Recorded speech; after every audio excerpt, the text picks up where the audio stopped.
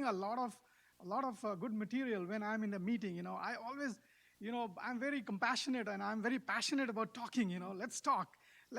So I have to stop on that, and I learned some of the techniques. The other thing is that ask right questions. Don't ask questions just for asking.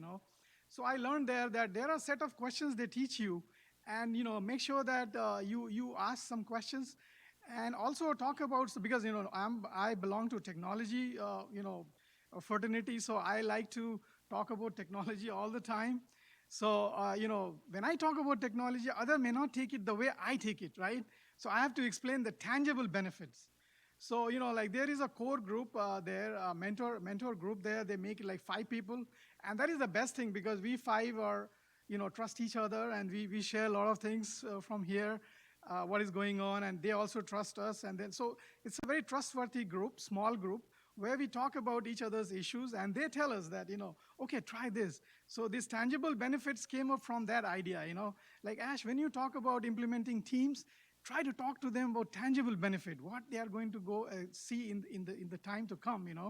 So try to tell them that benefit, then they may accept it. They may, because in every implementation there are early adopters, late adopters. So we have to take care, and we know that. The other thing, very important thing which I learned, is that chaos. So I was really afraid when I see a chaos in a meeting, but that is a positive thing. Actually, that is what I learned there, and we simulated some of the chaos in the meeting, and finally we found that the meeting which had a lot of chaos, they put the project manage. There was a task for project management. They put the sequence properly. The team had most of the chaos because that team was vulnerable. They were talking to each other, trusting each other, mudslinging on each other. But after that, it became quiet, and then some productive came up. So the take home for me was never be afraid of any chaos in the meeting. That is very productive.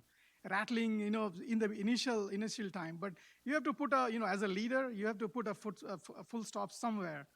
So these are some of the things which I learned, and I thought I'll share. And this is a good opportunity. Thank you for giving me this opportunity to talk. And I'm working on my listening skills. I hope, yeah, and you all will help me in that. And so maybe, like this time when I went in the second session of my Lead 21 and I was really quiet, then everybody was surprised that, oh, what happened? Are you okay? I said, no, I'm working on my skills. It's not Ash. Doesn't sound like Ash. You're just quiet. What are you?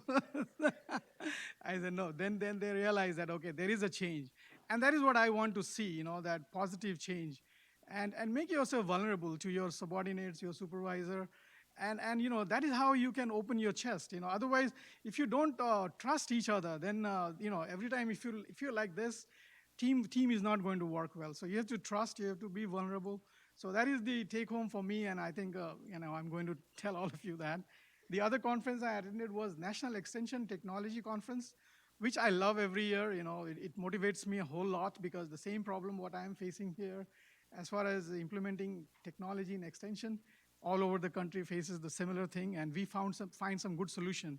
And I presented 2 workshops there. One was on virtual farm. The other one was the plan of work retreat, which we did, that entire case study. So these 2 workshops I presented. It was very well accepted, and I think some of the comments was that it was made so simple using those tools we used during our retreat. The Qualtrics tools and all that, prioritization and all that we used. So it was well appreciated, and everybody liked to, get more on it and replicate it. So these 2 things, I hope I was well within 3 minutes. Thank you.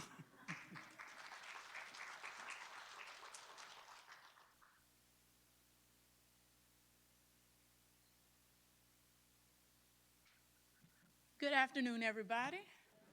I had the opportunity a couple months ago to attend a Train the Trainer. It actually started here, and then the training continued at a hotel near Intercontinental Airport, but it was through the Office of Partnership and Public Engagement with the USDA, and it focused around rural prosperity and developing a rural prosperity summit for the state of Texas. So we'll be spearheading that, and basically it taught us as leaders and others around, because it wasn't just for Texas, it was from people from all over the U.S. who worked with 1890 institutions, to help understand how to teach others how to pull information from their communities and from different communities within larger communities. So there was 5 pillars that they really focused on that the USDA designated, that were very central and pivotal in why there hasn't been rural prosperity or movement around a lot of rural areas. I don't remember all 5 of them, but the ones I do remember were technology, access to capital, workforce, and education. So either a lack thereof or a combination of those. So with the Train the Trainer event, they basically taught us how to put on that Train the Trainer program. So I do feel confident that the one that we will host here in Texas, I'll be working with Horace Hodge and Dr. Carolyn Williams and Dr. Alfred Parks to host that and possibly have one here and in the Valley. But we will be reaching out to you guys. So the stuff that I learned, hopefully I'll transfer it on to you, because it's not just a me thing, it's kind of an us thing. So we want to make sure that it continues to be an us thing, because we work with those in rural communities, and we want to make sure that we're moving the dial. So that's what that program was about, teaching us how to move that dial.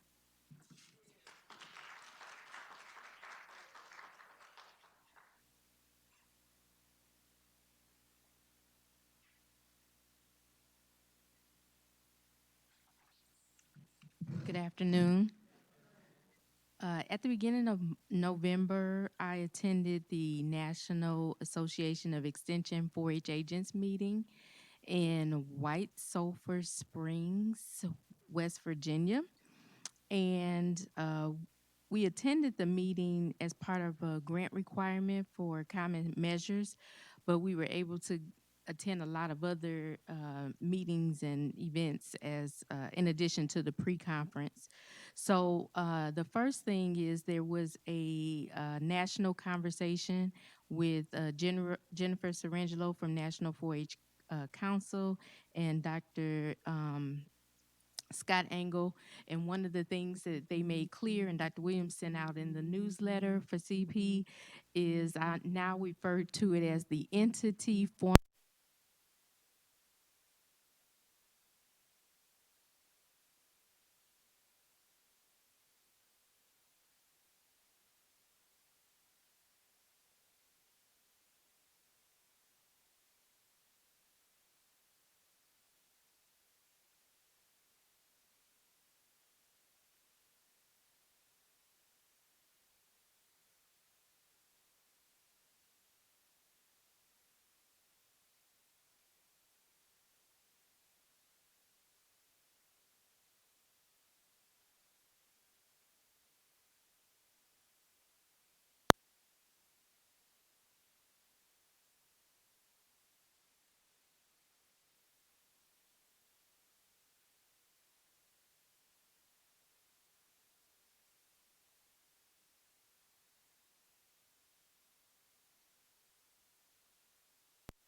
A lot of focus on a thriving model for 4-H in terms of how we adopt collectively a youth development framework.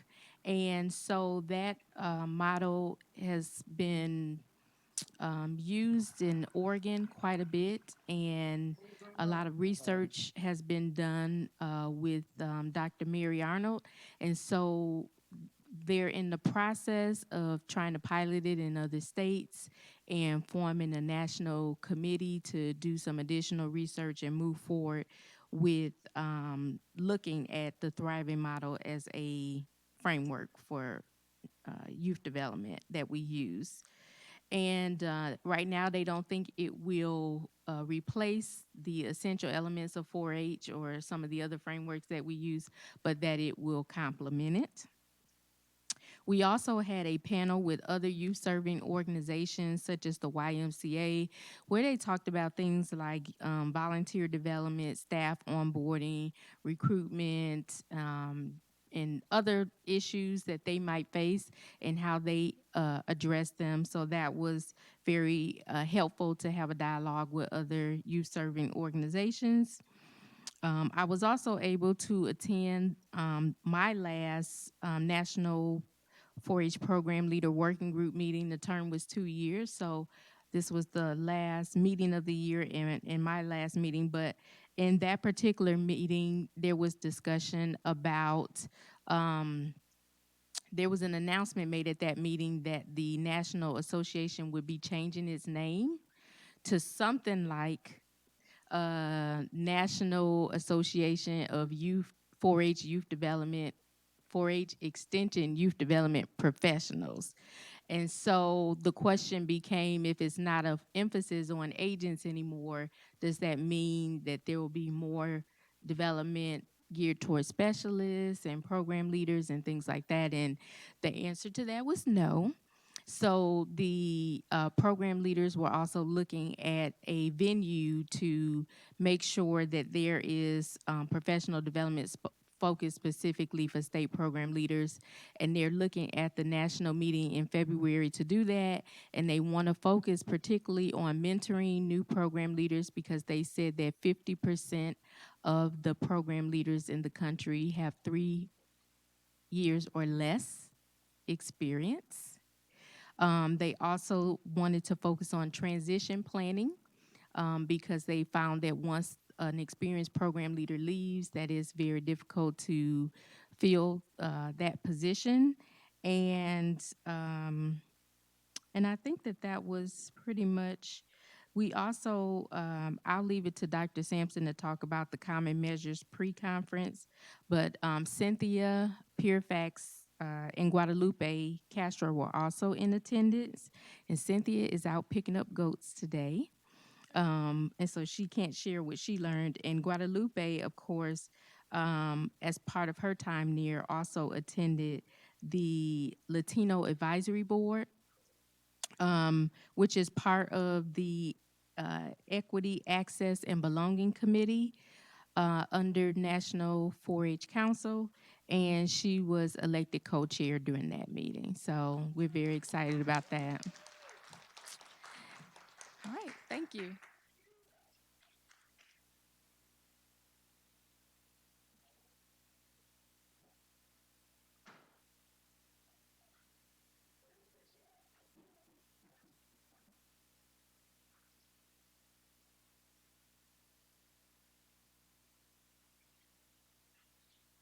Good afternoon, everyone. I had the opportunity to attend a professional development boot camp for Adobe Photoshop and InDesign in Austin, Texas last week. It was a 5-day boot camp. It was hands-on instructor based, and basically I learned like a lot in regards to designing and doing print and templates and such as like the newsletter that I did, as well as other projects that could be done for the cooperative extension program. So I was very thankful for that opportunity and can't wait to apply it to the cooperative extension program. All right.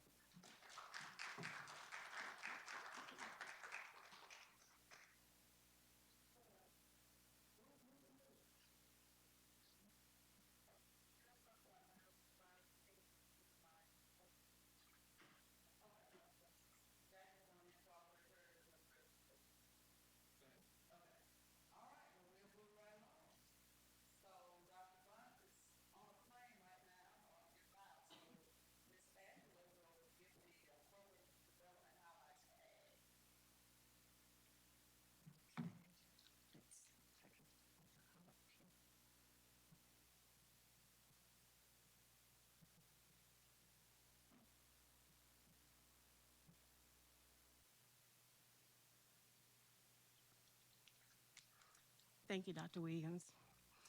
To Dr. Williams, Dean D'Souza, and to my colleagues, good afternoon. Uh, Dr. Bunch regrets that he was unable to be here for what would have been his first CEP staff conference, but as Dr. Williams just mentioned, he is traveling. He wishes to express his appreciation to each of you individually and collectively for welcoming him and for the support that you've given to him as he has joined Prairie View University. He has given me the privilege of representing him today to present the Agriculture and Natural Resources update. Let's see here. I will be mentioning the 5 topics that he's asked me to discuss with you, and they are the administrative expectations, county activities, program development and process implementations, developing projects, and future visioning.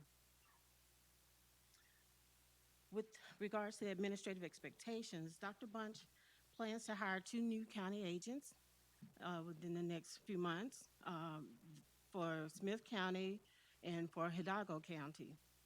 Smith County is a county that Ms. Pellerin once represented as an extension agent, uh, and the people there, and I had the pleasure of meeting some of the farmers and producers there back in April when I did 2501 programs, and they spoke very highly of Ashley and expressed the desire and interest of having an agent to return to their county.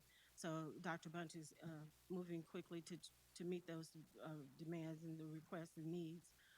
Dr. Kesha Henry and Ms. Pellerin are going to be the co-chairs on the search committee to fill those 2 positions. With regards to fiscal, Dr. Bunch has asked us when we'll be implementing budgets.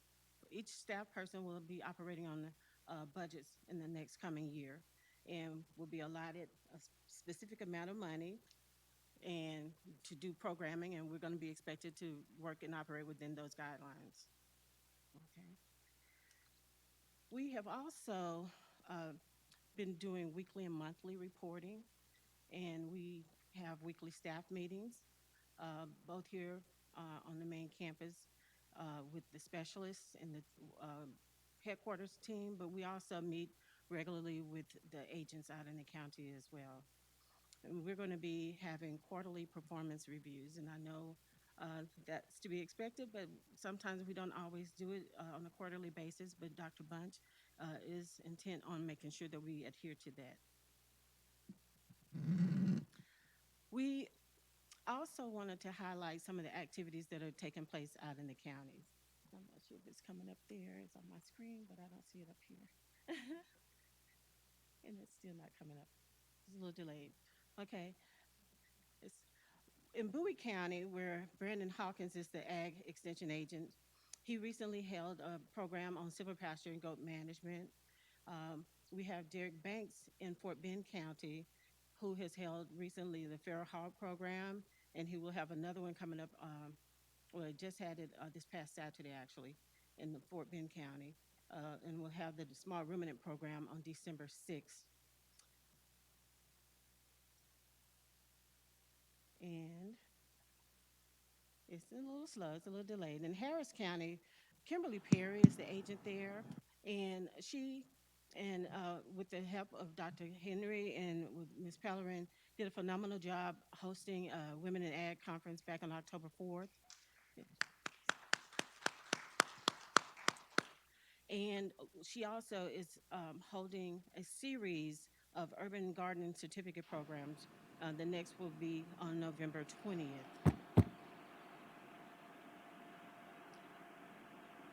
Corey Hicks is based in Houston County, and he held a winter forage program on October 4th that we're really proud of.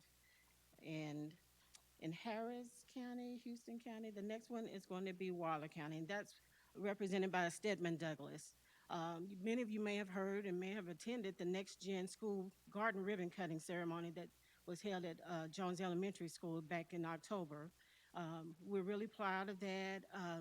Of course, the city of Prairie View is partnering with us in that regard, and it's very popular with the children at Jones Jones Elementary, and we also wanted to highlight that he's working with the livestock management program that will be held on December 6th. In Willacy County, Ronaldo Zamora, who we refer to as Ronnie, is the extension agent there. And right now, Ronnie is engaged with the Rio Grande Valley Bull Game Test and Heifer Development Program. And I'll tell you a little bit more about that shortly. But he's also working on a Ranchers Roundup workshop. These are 13 counties that we went to over the past few months in support of the 2501 program. And that program was a USDA funded program, and for the purpose of raising awareness with farmers and ranchers and veterans about the USDA programs that are available. And I had the pleasure of meeting producers in all of those counties and was able to make an impact.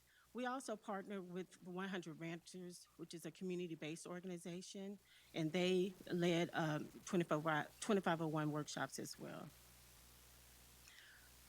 We wanted to also take this opportunity to acknowledge some of the commendations that our county agents received recently. Mr. Corey Hicks, again, he's the extension agent in Houston County. And in September, the Houston County Commissioners Court adopted a proclamation declaring the week of October 6th through 12th as National 4-H Week. And so we wanted to congratulate Corey on that recognition. And again, back to Ronnie, I mentioned earlier that I was going to talk a little bit more about the wonderful work that he's doing. Uh, Ronnie was recently selected as a Superior Service awardee, and these awards are the highest honors conferred by Texas AgriLife to the faculty and staff who have excelled in their job performance. So we really want to congratulate Ronnie for the great work that he's doing in Willacy County. Okay, so now we're down to the program development and process implementation. Dr. Bunch has implemented 8 new program areas related to the plan of work, and they are as listed: livestock management programs, farm financial resource management programs, small farm institute program, small farm outreach programs, sustainable ag programs, agronomic crop production programs, the urban ag programs, and the specialty crop programs. Under Dr. Bunch, he's also wanting to make some changes as it relates to this program specialist and the county agents' relationships. He's indicated that he wants the specialist to work more closely with the agents in terms of program planning and development. And he wants us to focus more on that and not so much on the hands-on applications. And with program goals, he's expecting and wishes, and the goal is to execute 388 programs by next year. So he has a very ambitious, very rigorous goals that he set for us, and we're hoping to step up to the plate. So that includes 24 in-depth programs per agent, 24 in-depth programs per specialist, 24 outreach programs for agents, and 24 outreach programs for the specialists as well. So he has set the bar high, and we are taking a baton and accepting the challenge. Next, we're going to talk a little bit about developing projects. We are going to be hosting the National Goat Conference in September 21, and that is going to be led by Ashley Pellerin, Kesha Henry, and Dr. Gary Newton, who are the co-chairs for that conference. So you can look forward to getting information about that as the date approaches. Dr. Williams mentioned a little bit about the 1890 Centers of Excellence conference that was held recently in Atlanta. Dr. Bunch is serving on the Innovative and Sustainable Small Farms, Ranch, and Landowners Center. There are 3 centers, and he's serving on that one. So it's a consortium of all of the 1890s, and we're really expecting great benefits for Prairie View A&M as a result of that. And now to new developments. I hope that you've received a copy of our recently released AGNR newsletter. We're really pleased that we've instituted this, and thank you, Dr. So we're hoping to include more ag news and technical information. And our goal and purpose is to establish Prairie View as a resource for the ag landowners and organizations. So we're positioning ourselves to be that all that matters, you know. So we want to make it better, but we also want to make it matter. Okay, so additional new developments include the farmers market. How many of you all have come to the farmers market? Thank you, thank you. Thank you. And right now, what we're doing is it's a seasonal market at the moment, and we hold the markets as the produce is available. But what we're hoping to do in the coming year is to have the market open on a more regular schedule. So right now, we're holding it intermittently on Thursdays, and it's primarily housed, or if you will, or manned by the students who work with the Student Garden Club. In the new year, we're also hoping to incorporate more community producers as well. Another new development is the AGNR website. Uh, we want to uh, launch that soon. We've been working with marketing communications and development of that website, and also with the university's webmaster to revamp our existing website. And we're really excited. We think you're going to like it. We're hoping to incorporate a few more bells and whistles, in addition to more information to position us again as a resource. We are also, under Dr. Bunch's leadership, working on forming new partnerships. He's met recently with Farm Bureau, with the Soil and Water Conservation District, with Texas Farm Producers, Texas Wildlife Association, and others, as he's reaching out to them to form new partnerships and strengthen existing partnerships. He is visioning other great things for the AG&R unit, including the development of an AG&R strategic plan. He wants to, again, set a very lofty and aggressive goal of reaching out to 100,000 farmers in the next 5 years. And so we're going to push it, and we're going to try to see if we can measure up to that. All right, all right. So the new development also includes farm demonstrations, campus programs, and he's been working with Dr. Nudie, and I believe also with probably Ash, on with a new farm plan and using GIS and other technology to get signage and other things for the farm. And the development of two memorandums of understanding is also underway, one with the Farm Service Agency, the other with Natural Resources Conservation Services. And he's also wanting to develop a memorandum of understanding with the Texas farm producers. His future visioning also includes working together to build stronger relationships with the community-based organizations. Dean D'Souza just mentioned one of those organizations was the Landowners Association of Texas, and we participated with them this past Saturday in Baytown for their 41st annual conference. So that concludes our presentation, and thank you again on behalf of Dr. Bunch.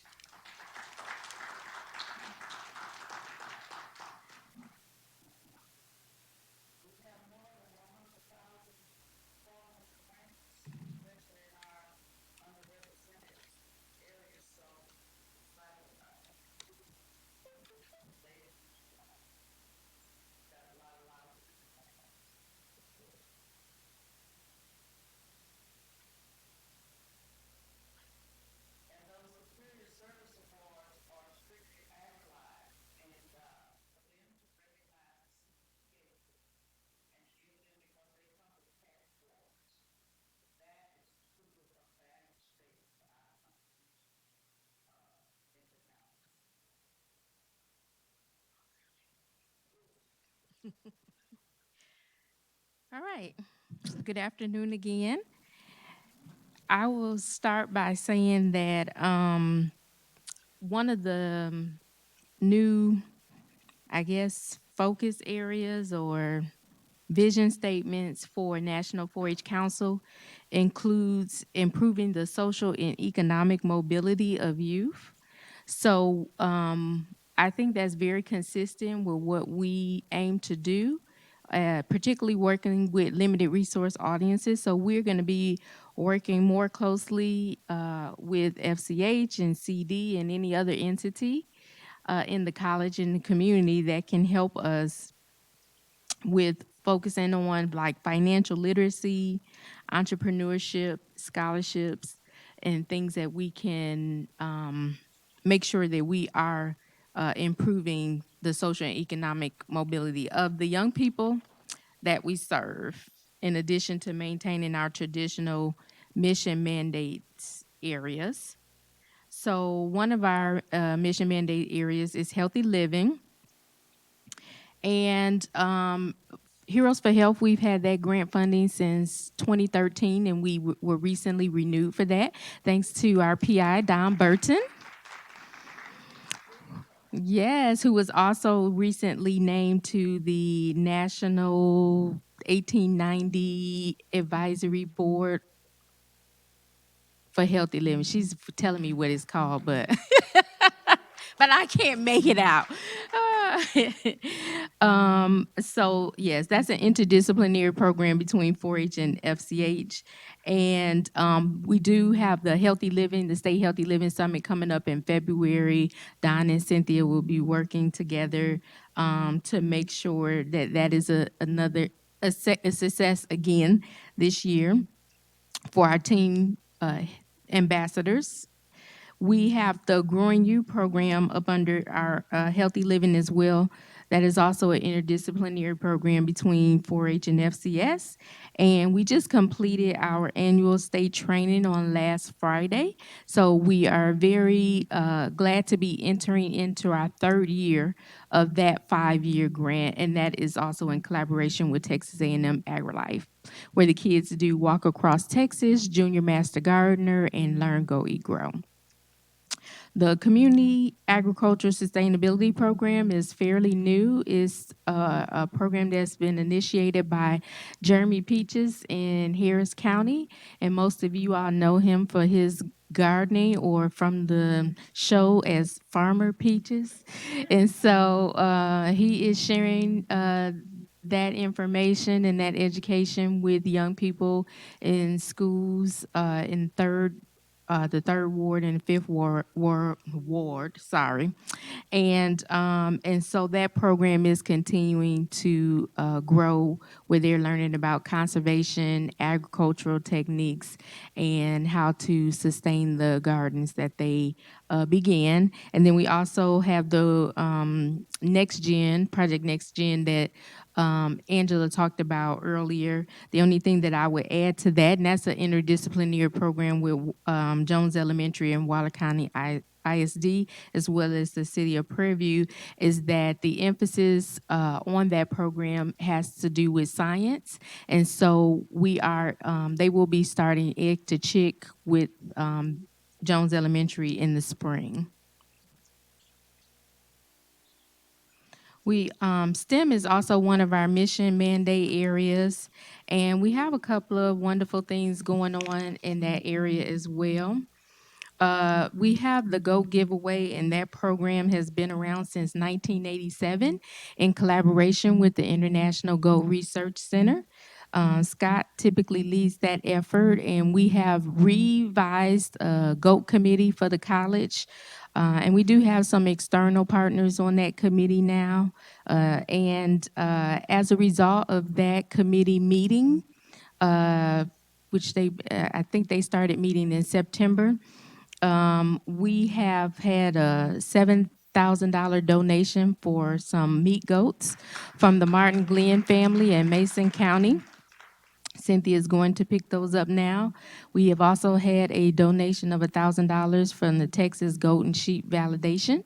So we're very excited about that to support the Goat Giveaway program. And so we are continuing to make sure that we spread the word about that program, that there are more schools and more families that can participate in that program. And so we leave it up to you guys to help us spread the word about that too. So we do it every year. If you know families that are interested in goats, and now we're looking at both dairy and meat goats, we encourage you to share that information or let us know so we can share the information with them directly. We're continuing with our agribotics program. We just, in October, finished the Brazos Valley the agribotics program at the Brazos Valley Fair. And we're continuing to do county trainings and county contests for the agents, the volunteers. And so that program is doing very well.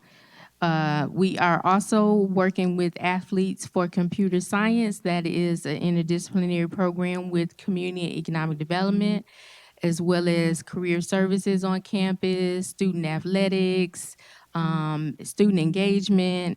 And we did a pilot at McPhee Elementary, and we're still working on identifying other other schools that would be interested.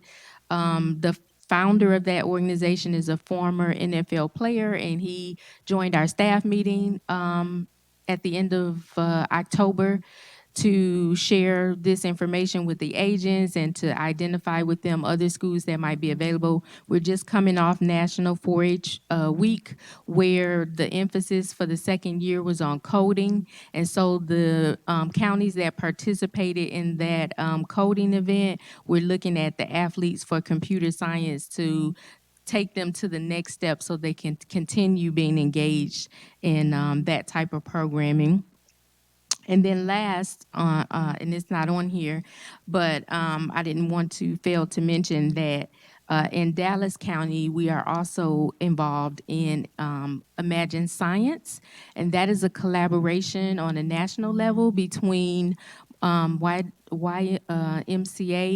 the Boys and Girls Club, and 4-H. And so we all worked collaboratively to put on, it's a heavy emphasis on summer STEM camps, but just wanted you guys to be aware that we are part of that collaboration. Next, we have leadership, and we continue to be committed to provide leadership development opportunities for young people. And what we have coming up is National 4-H Congress, which is in Atlanta annually. This year, Bear County, Sayako Seymour, is taking 2 young people to National 4-H Congress. And it usually happens during the week of Thanksgiving, if you all can believe that. But people go every year. So we also have the National Youth Summit on Healthy Living coming up in March. February, Don says. And so we have a delegation from El Paso attending there.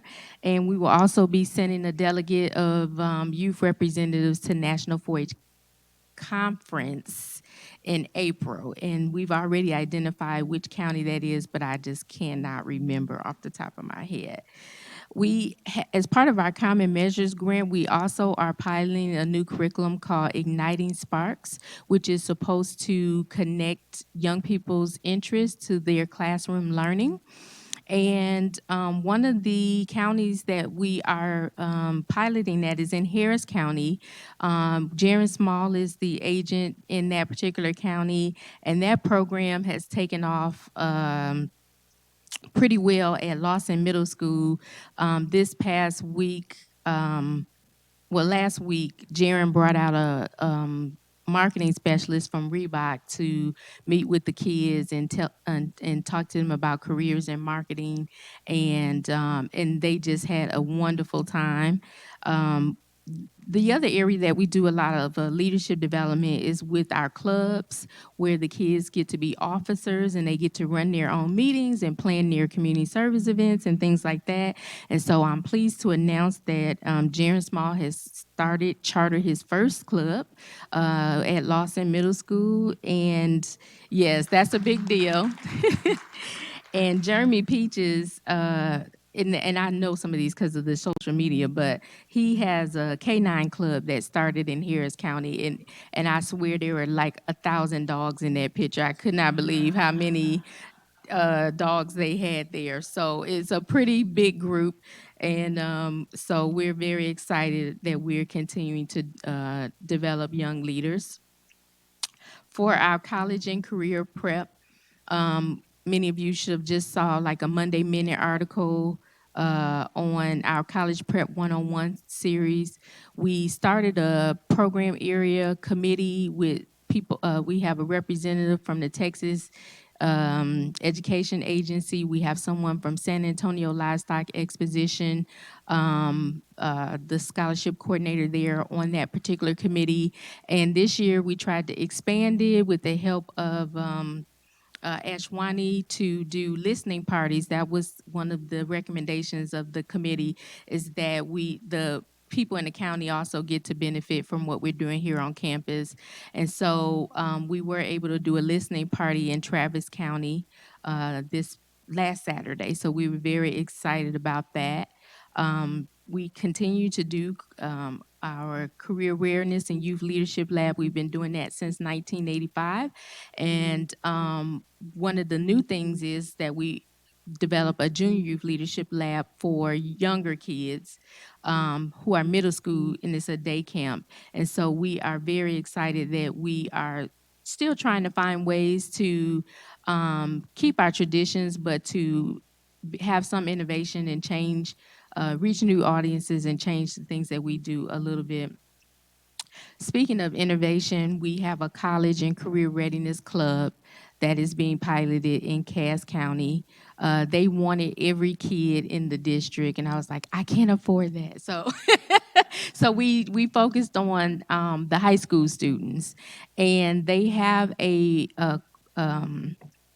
group that meets specifically around college and career readiness. They do ACT test prep when they get together.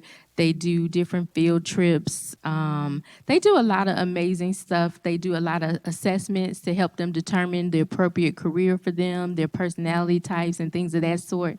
And so, based on that pilot, we have been able to write some of what they're doing into some grants. So we put it in the Houston Livestock Show and Rodeo grant. We were able to get funded to work with Help Consulting to do some college and career readiness workshops and have ACT prep online as part of our pre-college programs for our youth lab participants, for our ag discovery participants, as well as for our REAP participants. And so we will be bringing REAP back again this year based on the funding from Houston Livestock Show and Rodeo as well. So we're very excited about that. And then in Harris County, Jaron Small is working with another PV alumni to do Operation College Access, and this program will tie along to, many of you have seen his Senior Fest event that the Legacy Legends Do Live puts on. And so we, as 4-H, talked about partnering and how we could complement that event. And so this is basically educational sessions that take place before that, based on establishing a financial plan and establishing an educational plan, and basically helping them plan for college after they graduate, and leading up, the culminating event will be the Senior Fest. So we're very excited about that in that county as well. Just for our adult leadership development, as part of the Common Measures Grant, we're doing trainings with our adult volunteers on essential elements of youth development. We've had two 4-H agents that have been trained in mental health first aid as facilitators, Guadalupe Castro and Amber Foster is in Las Vegas now doing her training, and that was through AgriLife Extension. We continue to do project trainings with all of our adult leaders so that they can help the kids and coach them. And we also continue to, as we send our youth to state and national conferences, we do the same with our adult leaders as well. So we sent some of our volunteers from Cameron County to the National Ag Teachers Conference, and we will have the same people also presenting at the National Junior Master Gardener Conference next month. So we're very excited about that. And that concludes my presentation. Thank you.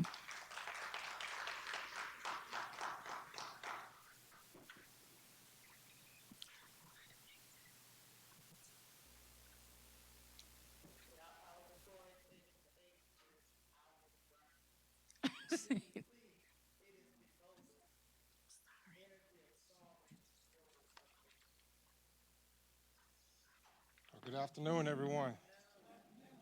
I apologize, I don't have a PowerPoint, but I still got a lot of good information I'd like to share. Y'all just have to look at me. I'm sorry, but you know. First thing I want to talk about is programs and trainings that I've attended recently. As recent of last week, I got a chance to participate in a CED 101 training. It was oh, it was put together by program leaders from across the South, and I was hoping Bridget would get up and say a little bit about it, which might still give her a little chance to say something, because she was there as well. That was for the first 2 days. Matter of fact, I'll just let you speak on that. The rest of the 3 days that I was there, it was for a facilitative leadership program in which I was a co-facilitator for and committee member. And basically, it focused on different tools for leadership to use in getting groups to get consensus, to build program, project planning, um, just a lot of different tools to get people that disagree with each other to agree with each other and move forward with the project, or just to identify priorities. Really uh, good pieces of tools, and I may even have the opportunity to share that with the staff. One of the committee members who this is a partnership through Michigan State University, asked if there was an opportunity to come down and do some training here with our staff. And it was a condensed 3-day program. It's usually like a week training. It was kind of tough doing that within 3 days, but I think it's some really good information that especially agents could use to facilitate meetings, since that's what our agents do a lot of. With the CED training, there was a lot of information on resources available to CED, business industry information, how to work with stakeholders, how to work with municipalities. And you want to share one or two things, Ms. Ross?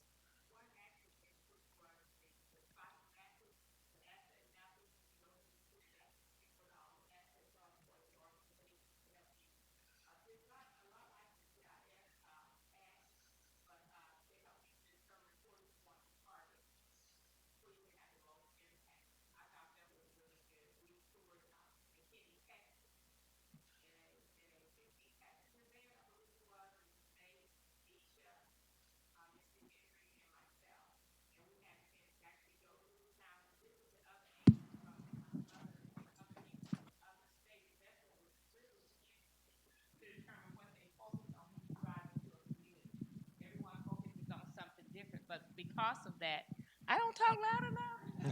No, for the remote audience. I'm sorry, remote audience. How are you? It's Bridget. Okay, but and Isha and Nate, we're talking about the site mapping that we did last Monday and Tuesday in Dallas, Texas.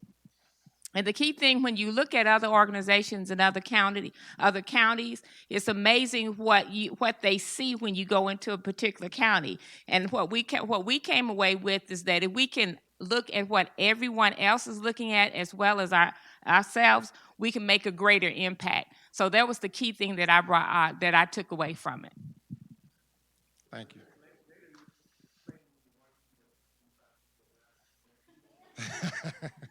Oh no, I'm sorry. That was just from our unit, from our CED unit. It was yes, other people from Mississippi, All over the South. all over the Yeah. South. It was a lot of people, and we were all the way in the back and felt every bump. All right. But yeah, really good training. Learned a few things from that training. The other thing I wanted to share with you all is, and some of us here at headquarters I've shared with, but this is more for the folks out in the county that may not have gotten this information. We've been working with Dr. Johnson in the communications department to publish on our website a workshop request through the CED unit. And since we have uh, access to where you guys can see that, I'd like to pull that up just so you can see how that works and what resources available to you now. And this is available to all agents in the county. But the vision behind this was to be able to have agents in different areas to go online and request workshops that CED staff members offer. Not only workshops, but fact sheets. And So let me pull it up real quick.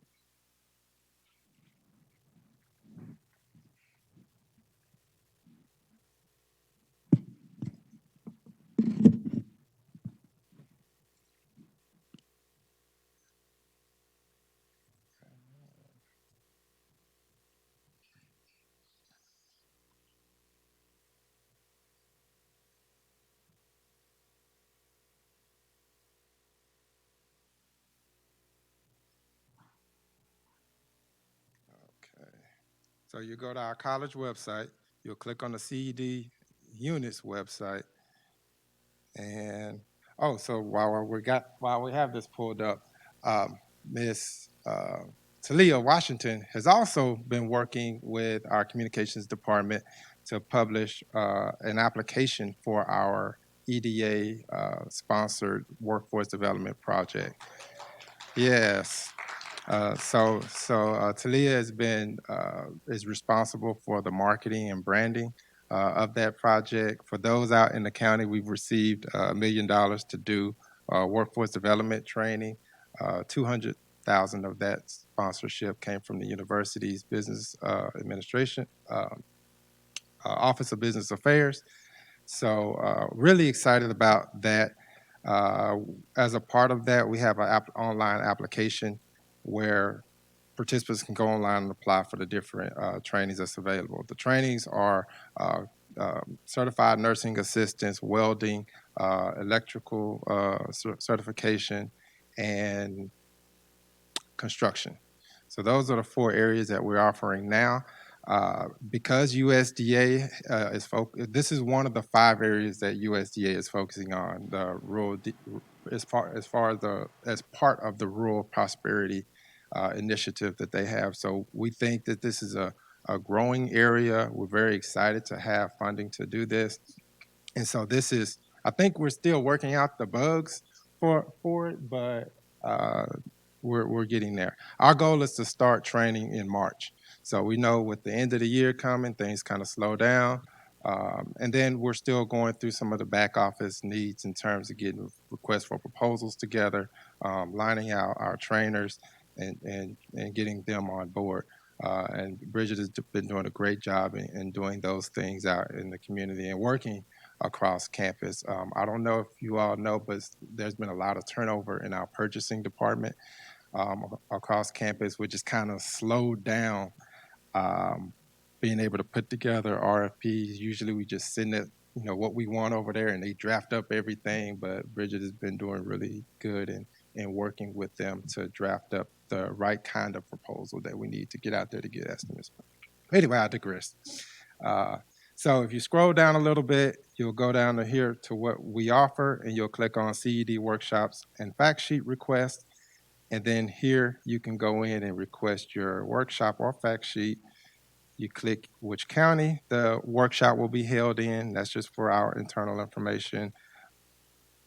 Oops, I don't have a mouse up here, so I'm kind of going off the pad.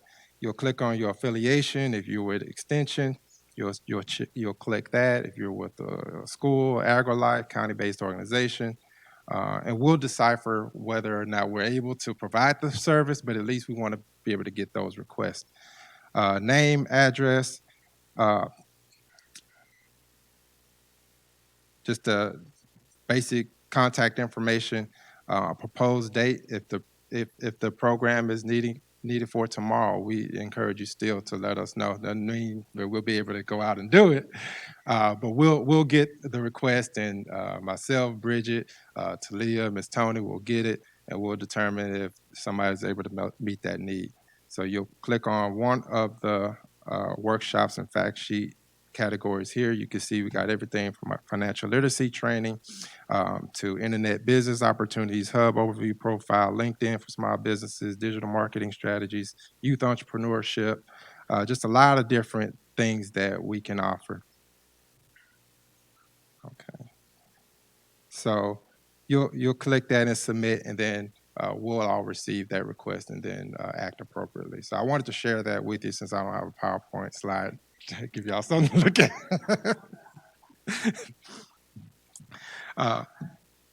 Another grant that we received is $15,000 to do air property research. So that's really been a hot topic lately.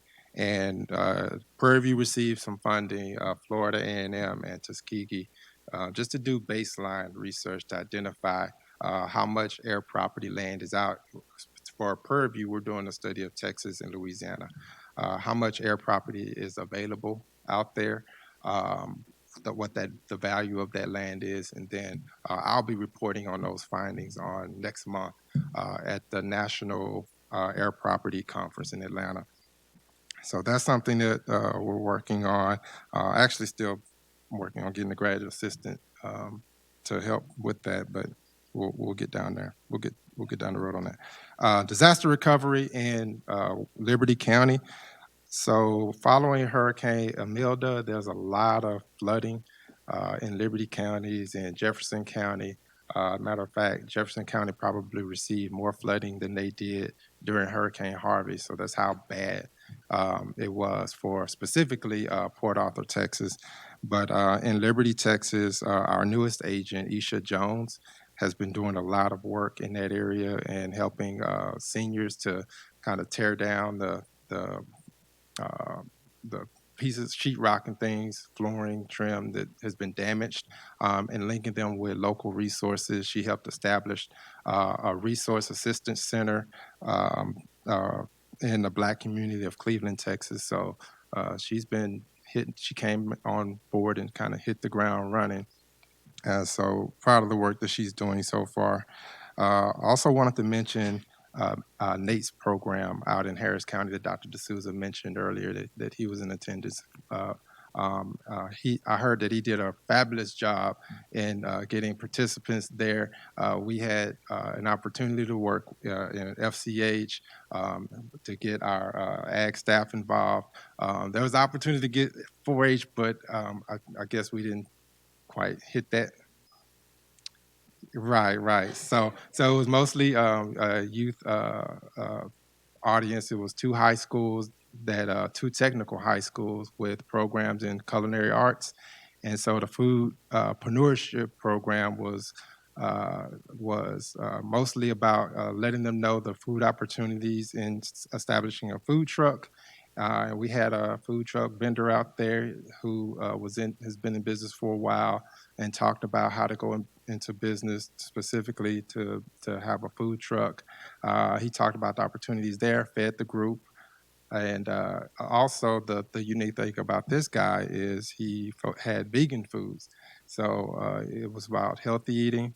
It was about alternative eating styles. And a lot of the kids and staff members and community members that were there didn't know how good, non-meat food tasted. So that was an eye-opening and learning experience for them. And there were a lot of what Nate was sharing with me. There was a lot of students in the audience that were taking notes and it was a culinary school, So they are really excited about starting a business revolving around food, whether that's a food truck or a restaurant. So that was a really good program.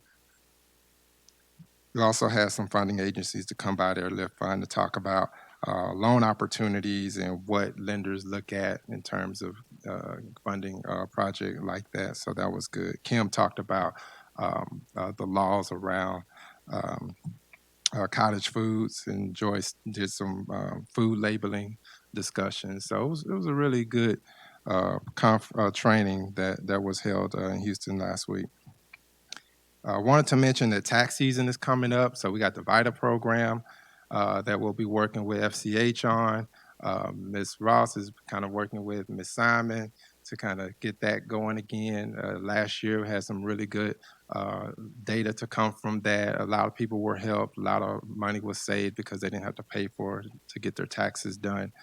I don't know if we are still going to have this as a location, but we know that we're going to have some of the agents in the counties to do those taxes for us and get trained on that. And if you're interested on getting trained on that, let Ms. Ross or Ms. Simon know, and we can get you trained. The income threshold. So typically, Well, go ahead. So typically, we try to work with those who have simple returns. So anybody can come get their taxes done. Doesn't matter how much money you make, um, as long as the return is a simple return. Now, if somebody come in with a business return, not going to be able to do that. It's just so much involved in that. But if you just come in with your regular forms, we can get those done. Also wanted to mention that Nate will be presenting at the 1890 System-Wide Conference. So very excited to have him represent the CED unit. He's just been doing a great job in a lot of the things that they do. And just that the staff has been working on developing the Texas data plans. I think that's all that I have for now. Yeah. Thank you.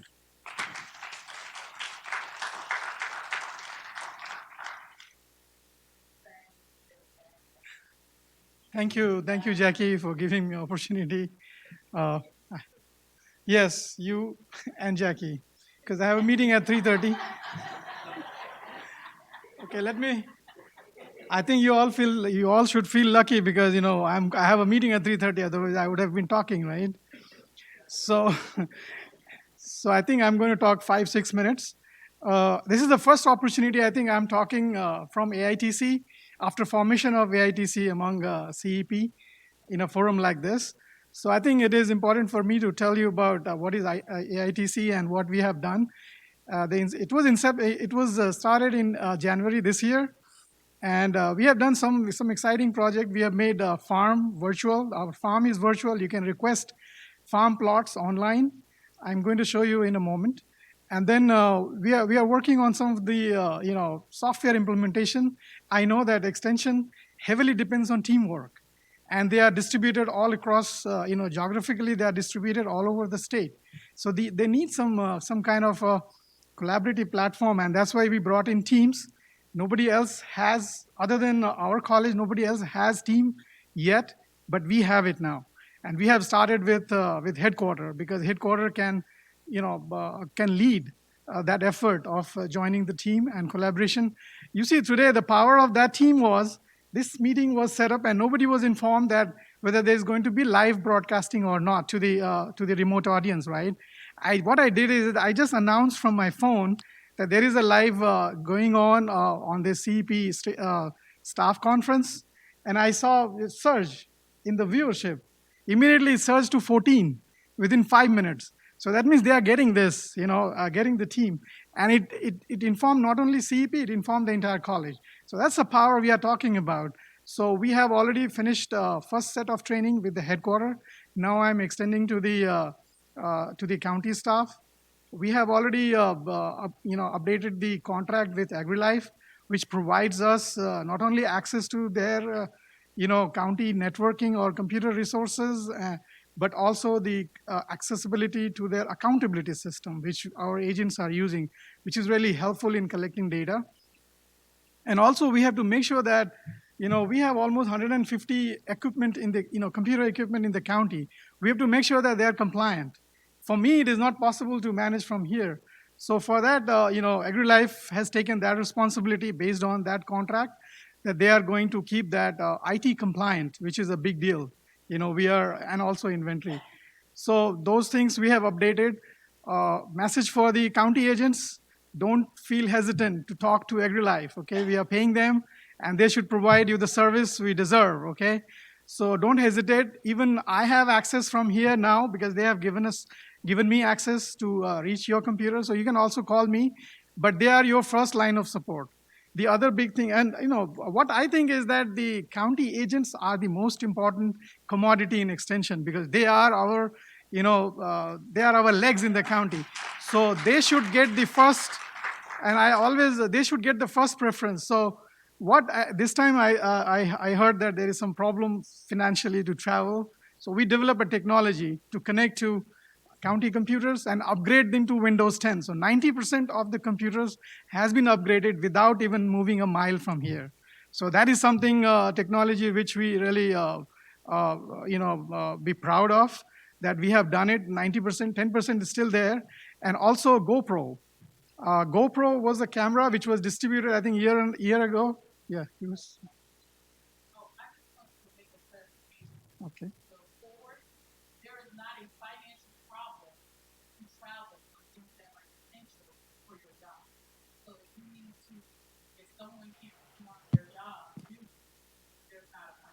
Okay, thank you for the clarification.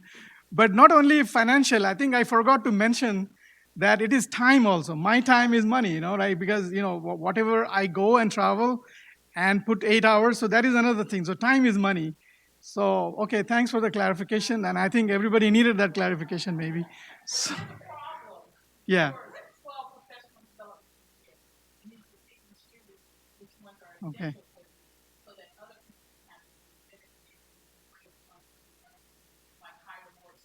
Yeah. It is always better to save some money in these kind of travels, which can be avoided by using these technology which we are implementing. Like we are implementing Team now, and Team you can do everything, right? I showed it to all of you that you can call the team within a click of mouse, and you can have a meeting together. You can share your file documents. So I think that saves a lot of it. So that money you can use it in investing technology or investing, hiring other agent, or maybe invest in getting some resources, rather than traveling. So, so is that the right point? Okay, good. All right. I wanted to show you one thing which I just discovered under Office 365, which is very important. Today, Dr. Williams said focus, right? So we have to make sure that we have to retrospect sometime that how much focused we are using technology, right? And I saw one app here on Office 365 which showed mine, and I'm not hesitant to show mine because it shows that I have a lot of time to focus. Okay. So when you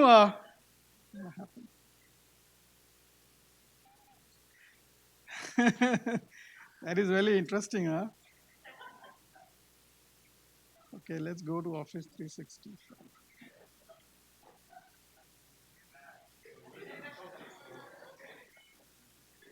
So let me go to. Okay, so if you, yeah, it's Ash 2.0, right? So like when you go to your Office 365 online account, I already informed everyone that Office 365 online is very powerful. So avoid going to Outlook on your calendar. It brings a lot of virus and all that. Try there, and you have a lot of stuff there. So if you go to your 365 and click on My Analytics, it tells you that you see that what it shows here. You can go and see it. So this is what it says, that focus. So how much time I have available for focus? 78%. That means what? I have a lot of time to create and do something, right? So it tells you now, when you click here, and what it says, that what it means by that, how much hindrance you have in working, like suppose you're working and some call comes up, or you're replying to an email, right? It takes you 23 minutes again to get back to the same groove, right? So it talks about that, how much you are focused. So go and check yours also, but you have to make sure that you manage your Outlook calendar. You manage your task list. So all that when you manage, then it will give you this data here. And now you can see that your well-being. So your well-being is that, so what are your activities in last 7 days? And also it can show you that, what are the most disrupting in your productivity. So you see that email is 99%. And also it tells you that how much time I take to respond to someone. So you go to networking.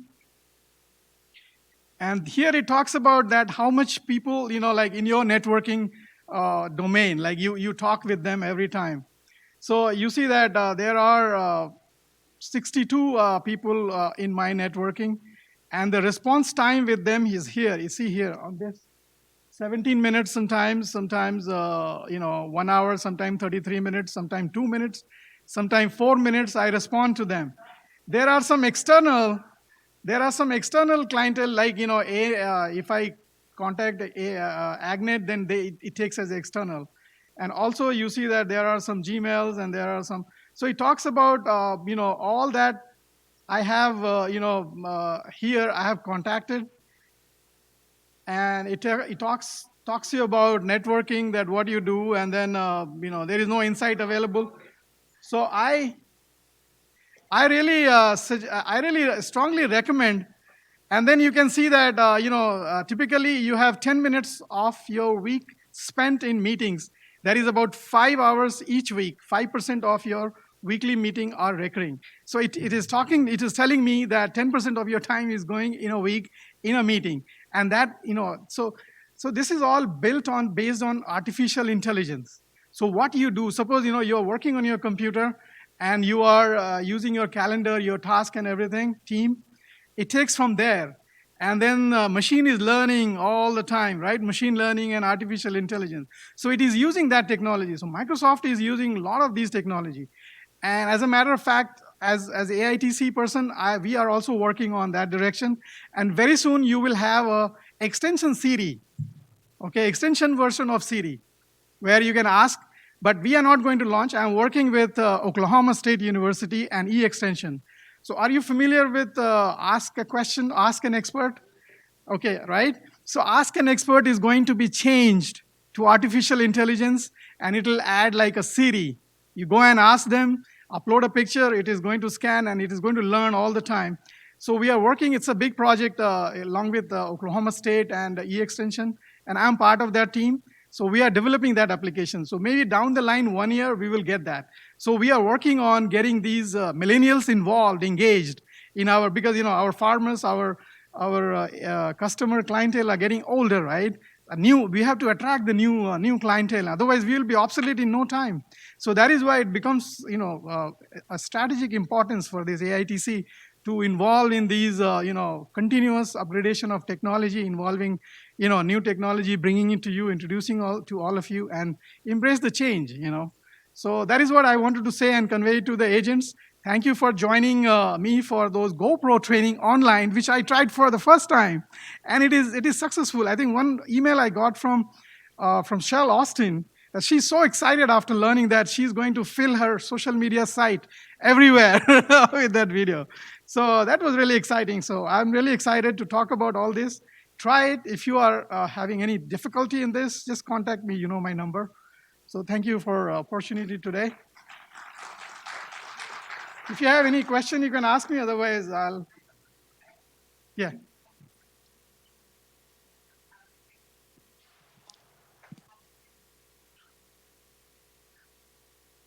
Right here, right now, or?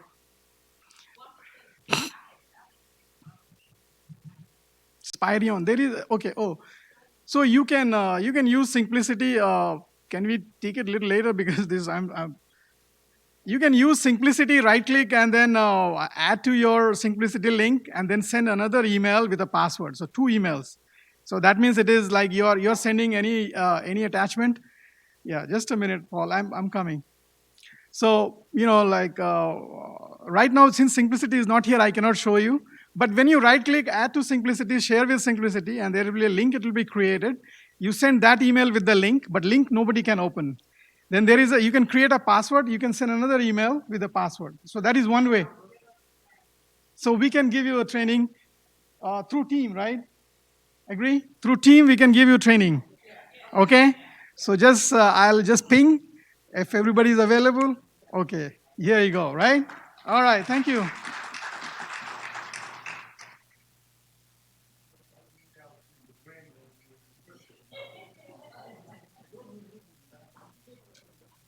Good afternoon. Well, I'm going to be hopefully fairly brief. I didn't do that many slides. Did mine a little bit differently here, but I did want to share on the NEAFCS conference that I went to, the National Extension Association of Family and Consumer Sciences.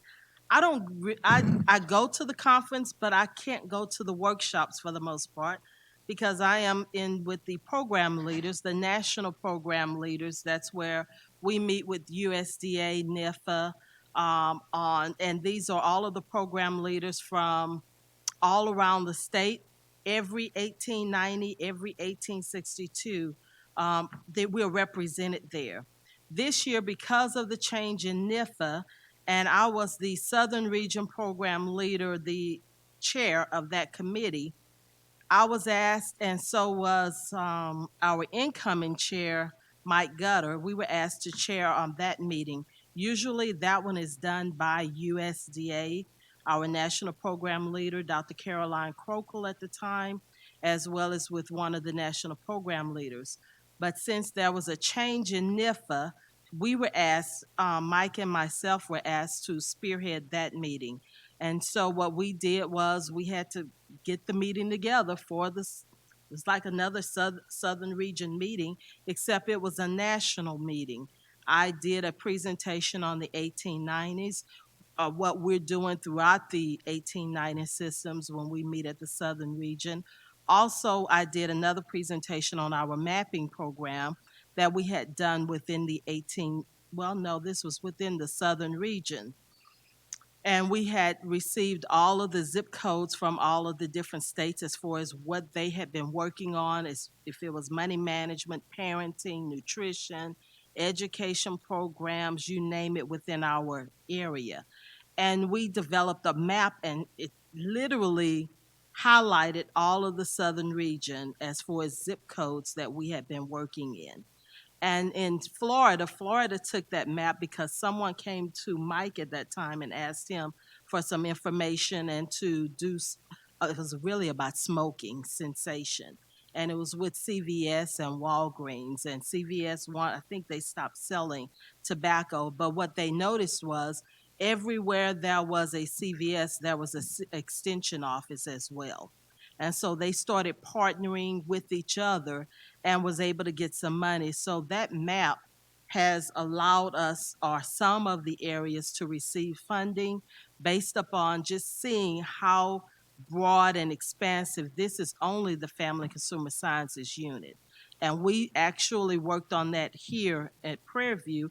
I got all of the information, and I had one of my grad students and one of my other students to work on that program for us. So that's what we presented while we were there. And then we also heard from all of the other 1862s and 1890s in their different regions.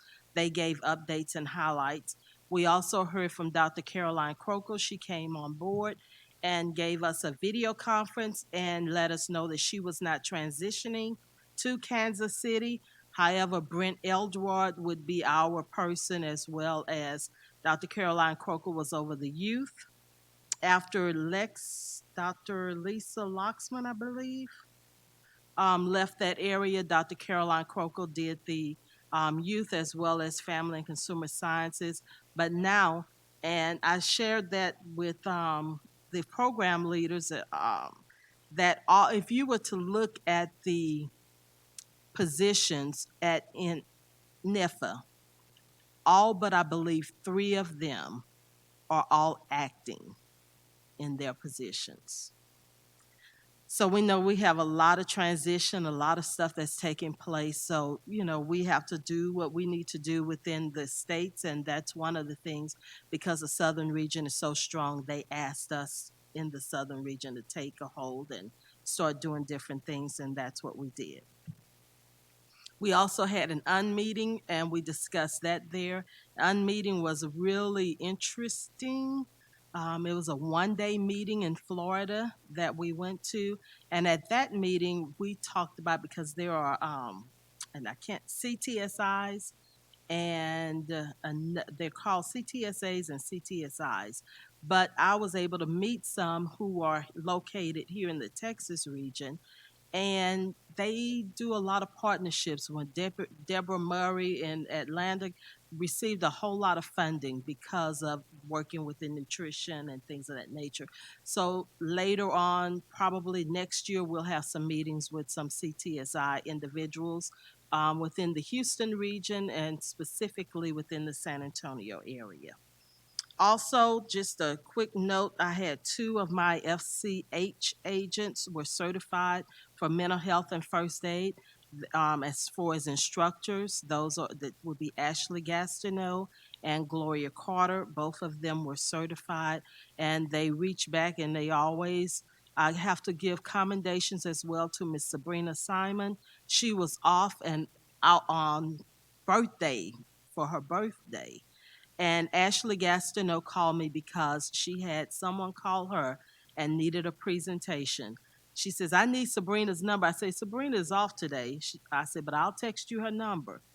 Sabrina was at home or whatever she was doing on her birthday, and at 8 p.m. that night, she got a PowerPoint presentation to Ashley Gastineau, so that she could do her presentation, and it was dealing with vaping, which is something we have not dealt with, but Sabrina went out and got that information on vaping because of different things that's becoming. It's very scary, and we're having a lot of youth who's. Yes. And then so now the other thing is FCS Day Dine In with us. Since 2014, the AAFCS, the Association of Family and Consumer Sciences. Anyway, we have been dining in together since 2014. There's been over 500,000 individuals who dine in. And what date is that? Thank you, FCH. It is December the 3rd. And why is it December the 3rd? Ellen Swallow Richards founded Home Economics. She was literally a chemist, and so was her husband. That was the day. So we come in and dine in together on December the 3rd in recognition of Ellen Swallow Richards. And I will send you all the link because even if it's just with your family, we want everyone to dine in together, and we're doing something special, and you'll get more information on that. But that's the dine-in on December the 3rd. Okay. Next, the expanded food and nutrition education program. We generally do our reports in April is when ours are due, but FNEPS is due on when, Ms. Vita? November 1st every year. And so this is some of the information. They had 385 adults. And how many workshops do those adults attend? 8 workshops. So you multiply 385 individuals, well, times 8, each one of those have attended that number of workshops, okay? We had 1528 youth, others in the family, 1,211. Total youth programming, youth workshops, they had 552.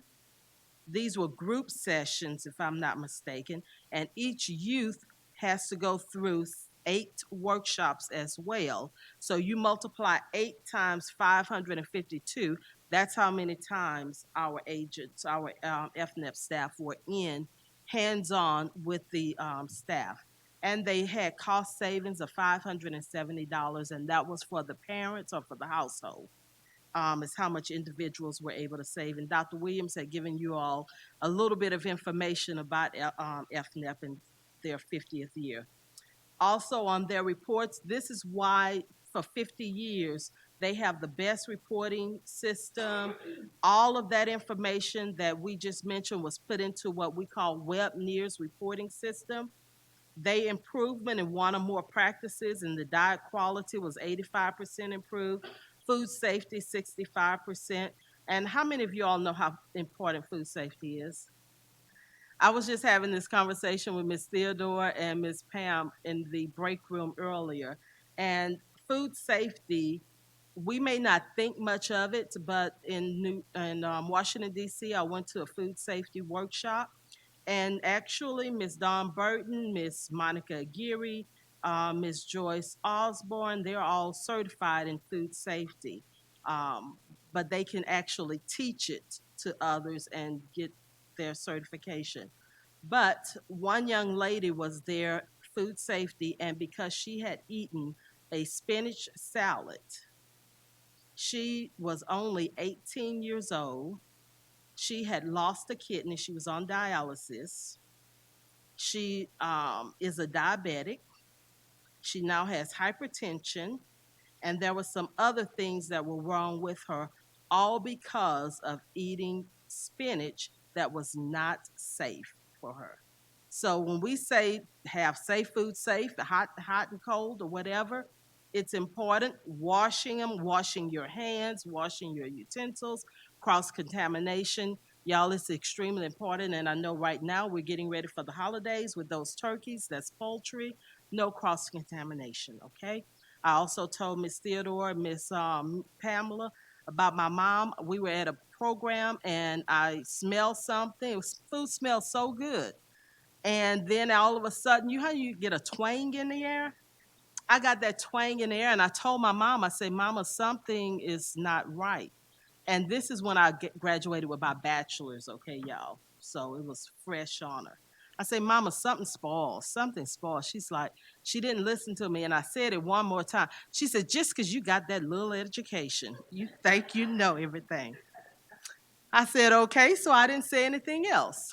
That next morning, my mom could not go to church because she had been up all night throwing up in diarrhea. That food safety is important. So now if I smell something, she won't eat it. Physical activity, they 73%. Miss Vita Harrison did a program, and one of the ladies in the FNEP program over a year, was it 1 year? 3 years? She lost how much weight? Close to 100 pounds just by following the diet. And it's not necessarily this diet is my plate diet, okay? But by eating properly, going through all of these different things and the physical activity. This is what some of the remarks that came back. Paraprofessional staff FTEs increased 2.9%. We were down in staff in FNEP, so we didn't get as many programs as we normally would, but they had nothing but positive statements based upon. When we increased the staff, they saw the programming increase and the hours with youth moving in the right direction. So it's a great job to FNEP. This right here, this is FNEP Live. This is something that they have been doing. Miss Vita Harrison, Miss Tamika Thomas, Miss Patricia Colbert, Miss Angela Harris, and Miss Crystal Wilcox here in this area. They've been actually doing Facebook and Instagram programming, but showing people how to cook. They have the recipes there in English and Spanish. Some of them you see their face, some of them are only hands. And when we were in March in Washington, D.C., Virginia for FNEP, Miss Vita went with me, and somebody came up and started talking to her about the FNEP Live. She knew nothing about it. She now is an FF, what's that one? Facebook. She's doing Facebook. Are you doing Instagram? She's doing Instagram. I still don't know any of them, but but at any rate, FNEP is out there. They're on the website, and it looks good. It tastes good. The food that they're preparing. Marvin Young won a Superior Service Award for Dallas County.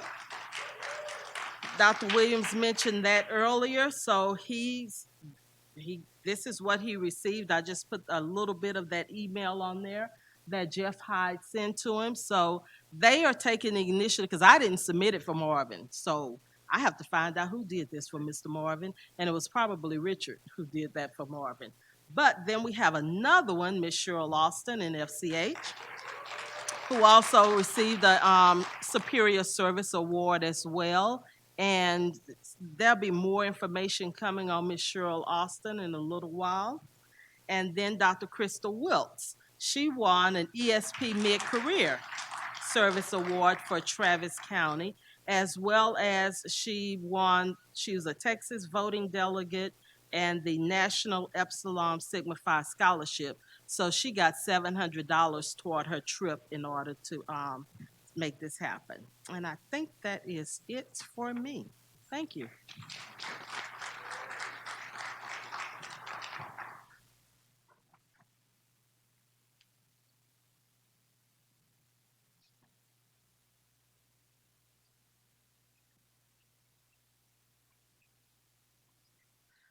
Good afternoon. I am Vanessa Wright. Especially for the people out there in the county, this might be my first conference that you actually see me speaking at. I'm the fiscal director, the director of fiscal operations here in the College of Ag, and I just wanted to talk to you all about a couple of updates, a couple of things that are going on in our unit. Um, first I want to talk about budget monitoring. Um, Overall, I just want everyone to know that it is the responsibility of the budget manager to monitor their budget. We are going to start our budget trainings next week. Actually, an email will be going out today or in the morning about our first budget training that we're going to have. It's going to be next Monday, and that's November 25th. No, that starts. Well, that's going to be the first one. We're going to have more after our Thanksgiving break. So, but our first training will be before Thanksgiving break, and it's going to be Monday, November 25th. And what we're going to train on is pretty much just budget management. We're going to teach you how to use or to review your budget in Famous, in Canopy, and in Maestro, and go over those things with you. If you have questions specific to your grant or your accounts, you can bring those with you in the training, and we'll have time at the end to talk about those things because each grant, each project has different terms and conditions, and we just want to make sure that you're aware of that. When you get a new award, it would be great if you could notify our office of having a new award. We do have some measures in place now that will allow us to see the fact that you have a new award with some reporting that Pamela runs every Monday. The Office of Sponsored Programs has added us into the process of in their Maestro process to when a new award is added, they do this report called a sponsored summary project report that we now get in the fiscal office. So we'll know when updates, new awards come in, when updates to awards come in, when extensions to awards come in, but they actually have to put it in the system and tell the system to send that report. So that's why I said when you get new awards, if you let us know, we'll definitely take that time to have a one-on-one meeting with you all to let you know what is in your award. One of the things that are really crucial for us is if there's a personnel in that award, whether it's full-time staff or students, to make sure that we get those processed through HR, which involves costing allocation changes. If we're not aware that new awards came in, that gets behind the process, and then we have to have payroll cost transfers done. A lot of the times we come to the end of the award, and because everybody knows that they get paid, no one really cares about where they're getting paid from, as long as they get a paycheck and their paycheck is right, correct? And so at the end of that award, you find that there were some people whose time was supposed to be allocated to another ward, and that kind of didn't happen. So at the end of the award, you're left with all this money that was supposed to be allocated towards salaries. And after a certain point, you can't make those changes in the system. So the university is shutting down. Well, they're actually catching their business processes up, and they're being very stringent about how and the amount of time that changes need to take place. So now that has I think they said 90 days that cost transfers need to be completed. So we're definitely working on that. And so we need your help to make sure that that process is facilitated a lot better than what we have in the past. The next thing that I want to talk about is purchasing. I'm just going to go through a couple of areas where changes have taken place to make sure that we're communicating the things that are going on across the college and the university. Some are changes that are going to be implemented by our college, and others are changes that the university are implemented. Sometimes we're given notice, sometimes we're not. So I just want to make sure that the information is communicated to you all. I know that in the past I have been sending out emails to the entire college. I guess sometimes they're utilized, sometimes they're not. I know with our extension agents, it's a little tricky because some of them are getting their Prairie View email address and, getting emails through their Prairie View email address, and some are not. So what I am going to do is to request a list of email addresses, like AgriLife email addresses from our extension agents, because my official contact and form of communication is through the Prairie View email address. And so if you're having problems with that Prairie View email address, it's really important for you to make sure that that is up to date and always working, because you're a Prairie View A&M University employee first. And it's great that we have those AgriLife email addresses. I do have one now, but it's just not easy to find your AgriLife email address unless I have a list of that. So I can put that into my distribution list to make sure that I'm sending it to both email addresses.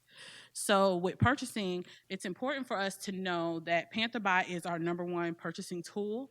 The purchasing office is kind of shutting down on Pro Cards and is reiterating to us that when Panther Buy can be used, that should be our first form in order to get things here on campus. There's a lot of things that are not allowable on a purchasing card, and services is one of those things. Anything that has Prairie View A&M University emblems and logos on it, they're not allowable on a purchasing card. You can seek prior approval from the purchasing office to get those things done. For example, if you're doing print media and you're printing, say, pins or programs or something, and it has the Prairie View logo on it, it's not allowable on a Pro card. It's considered a service, and you need to have prior approval for those things. T-shirts, that type of stuff. So there's a list when you go to Pro Card training to get your Pro Card. There is a list. They give you all of that information. I know it's a lot to like inhale at that particular moment, but you have to know that, you know, having a Pro Card, there's a responsibility that comes with it. A lot of people want them, but they don't want the responsibility. And one of those responsibilities is reconciling your Pro Card and ensuring that you have approval to make purchases on that Pro Card and to charge it to the accounts that you need to charge it for. So in the past, well, recently we've been having a few issues, which is why the budget training is coming out, where people have been using the Pro Cards. They're really not keeping account of the activity that's going on in their account. There's multiple people making purchases on the account, and so we've been having an issue with overspending. So the university is minimizing the amount of Pro Cards that are issued. We know that in extension specifically that we're a little different, and we may need a little more than the 2 per department that they are telling us that they want to minimize them to. But we are going to, whatever they decide, we're going to have to deal with, and we're going to have to work internally to make sure that that process can work for what we need to do on a day-to-day basis.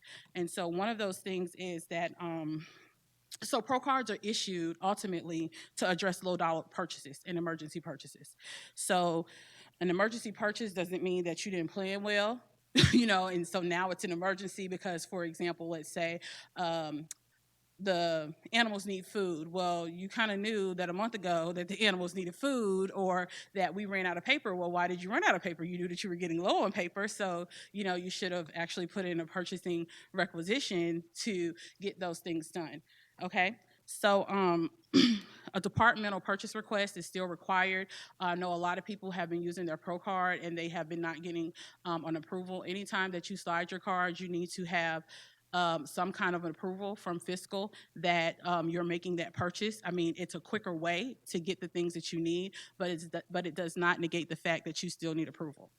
And so we approve to make sure that you have the budget availability, and also to make sure that those purchases are allowable on the particular funding source that you're trying to use. So the university is limiting the number of Pro Cards issued. We are putting a plan in place to let them know what our needs are to try to get approval beyond the two Pro Cards per department. And with that being said, a lot of the things that you all were used to purchasing on your Pro Card, we're going to try to funnel a lot of that bulk through our admins, and to make that so in order to reach our needs, that means that we're going to have to increase our admins Pro Card, because they kind of need to do the bulk of the purchases. So there's things that they clearly can't do. I mean, they can't go to the counties and buy food for the agents, but we have to be innovative too in our approach, because, you know, HEB, Kroger's, Walmart, they all have food pickup as well. So if that's something that we have to consider going forward, you know, we need to take all of that into consideration. But we are going to put our plan forth, and we're going to see what we come back with and see how creative we have to be to get the things that we need done. Also, I just want to inform everybody that items that are purchased out of pocket, a purchasing request document is required for that as well. It's not you purchase the items out of your pocket and say, oh, I need to be reimbursed for them. I mean, it's different if you get there and your Pro Card's not working, but you need permission to purchase items if you plan for the university to reimburse you for those items.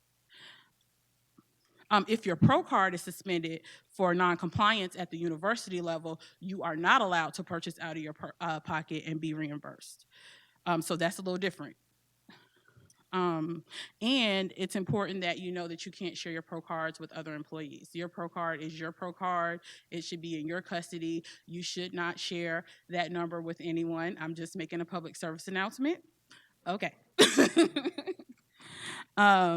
So the next issue I wanted to talk about is travel.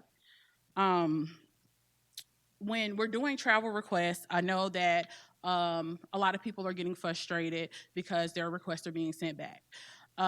So one of the main reasons that the requests are being sent back is because enough support or sufficient information is not being provided under the trip purpose and benefit. So in the past, it was acceptable for employees to write what part of the plan of work their trip is, you know, um, like for example, they'll say they're traveling to a conference. This is a part of the plan of work, and then they quote some numbers from the plan of work. So I guess it's like certain paragraphs or certain objectives from the plan of work. Well, that is not really giving us a benefit to why you're traveling on those funds, because first of all, those numbers have to be available for the people who are looking it up to even go in to see what those objectives are. So if you want to quote that, that's fine at the bottom, but you still need to kind of give a benefit for a trip and purpose of why you're going on this trip. And so some things that aren't acceptable that a lot of people are doing is they're putting they're going on this trip because for professional development. Well, what are you professionally developing? You need to give me a little more detail on what areas are going to be professionally developed, or because my boss told me to, or because on a committee or I'm a chair. Well, that's still not, it's saying what purpose you're serving, but it's not saying what benefit, what value added is the university and this project going to get from you attending this trip. That is kind of what we're looking for. And a lot of the times, if you go to conferences, they have that on the CEP website. Like if you go there, they tell you the benefit of attending this training. And most of the times for me, myself, I pull that stuff pretty much directly off of that page. It's there. So that's kind of what we're looking for. So if it gets sent back, that's kind of one of the reasons why. Another reason, you need to make sure that you are picking the correct category of faculty or staff. A lot of people are, I don't know, I think people are confused about whether they're faculty or staff. But if you have a question, I don't even know, it's so funny because I don't even know if they've been doing it. I just know lately I've been catching like a lot of like staff members saying that they're faculty.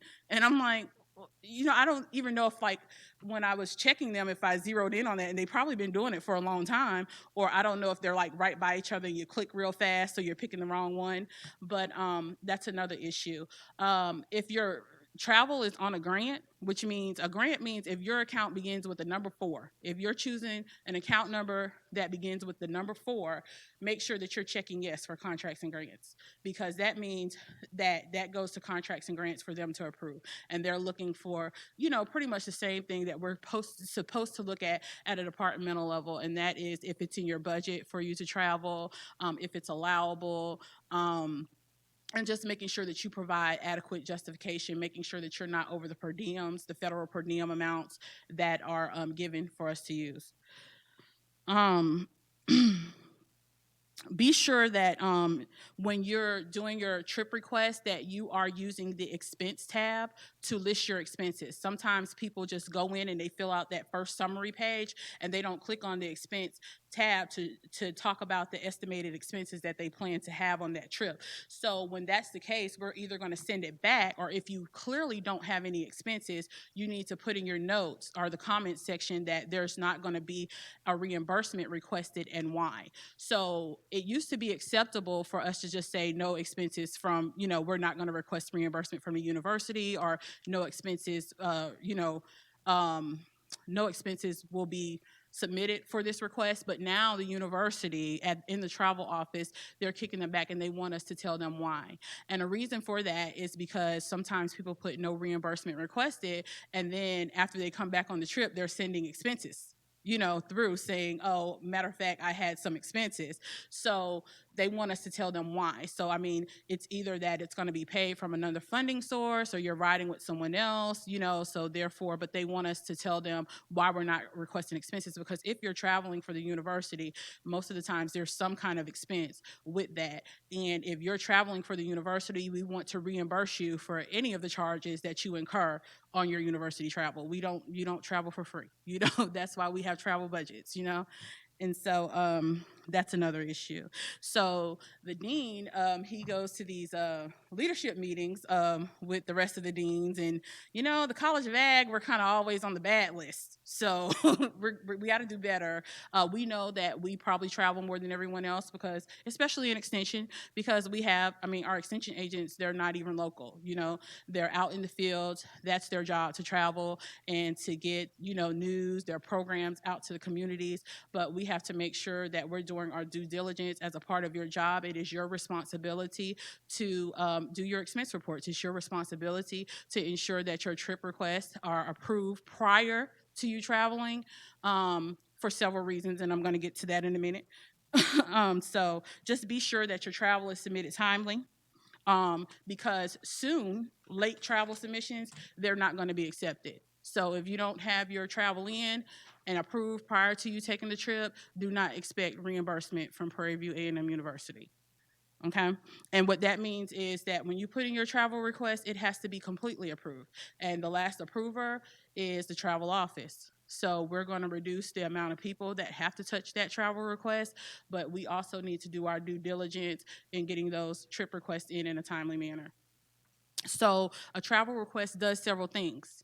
And since everybody looks bored in the audience, what does a travel request do? Someone tell me the number one thing that a travel request does.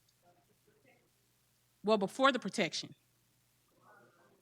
before the encumbrance. Thank you. The first thing that a travel request does is gives you permission to take the trip.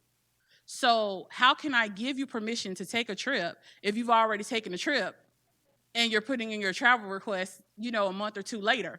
So that means that, you're not covered, you're not anything. You can say that you were on work-related, travel, but you never had approval.